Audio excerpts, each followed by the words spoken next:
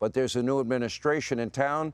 Crime is no longer permissible in Washington, D.C., even if you vote for Democrats. Now, Sean Charles Dunn has since been fired by the Attorney General, will be held accountable in a court of law by the U.S. Attorney, our former colleague, our friend, Judge Jeanine Pirro. Take a look.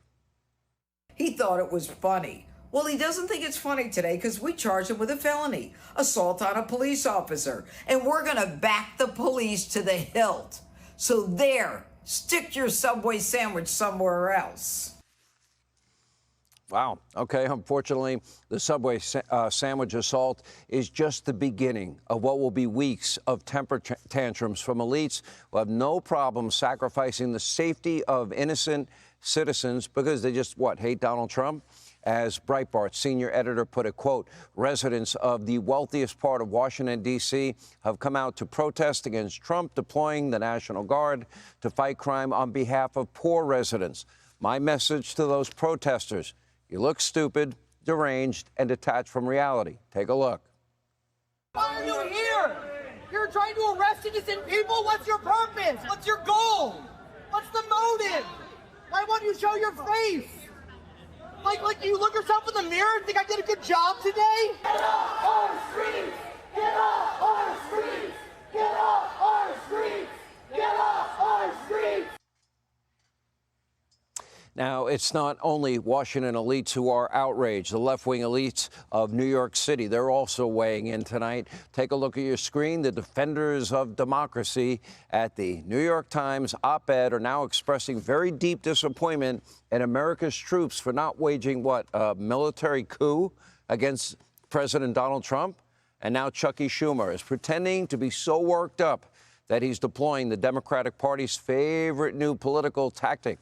They spent millions and millions of dollars studying how do we communicate to men? How do we act more like Donald Trump without being Donald Trump? And this is their decision, to curse a lot. Take a look. If he went to Congress and said, you know what, there's this crime emergency, we need the National Guard out there longer, we need to take over Washington, D.C., would you grant it? No way. We'll fight him tooth and nail. All right, I have bad news for the Democratic Party. They have somehow picked the wrong side of an issue once again. It's an 80-20 issue. They're always on the 20 side. 90-10, they're on the 10 side. They, choose, the rights of men to play women's sports over protecting women's sports. The so-called rights of illegals like Abrego Garcia over the safety and security of Americans. And now they, prefer the murder, rape, death, mayhem over law and order and safety and security for law-abiding citizens. But don't take my word for it. Here is the chief statistician at even fake news CNN. Take a look. I think this sort of gives the game away here because Donald Trump is like Air Jordan towering over Joe Biden when it comes to their handling of crime. Look, in 2024, look at where Biden's net approval was on crime. Way underwater there at minus 26 points. It was one of Biden's worst issues. Granted, pretty much every issue was one of Biden's worst issues. And again, look at where Donald Trump is.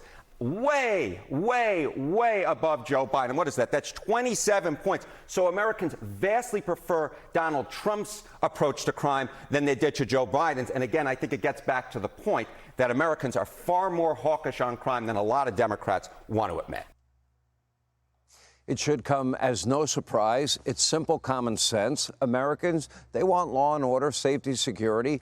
Nobody wants to get killed, assaulted, carjacked on the way to the grocery store. And we have laws and law enforcement officers are there for a reason. That's why Americans don't support, defund, dismantle, no bail laws. Now the Trump administration is now committed to getting the criminals off the streets. That includes illegal aliens.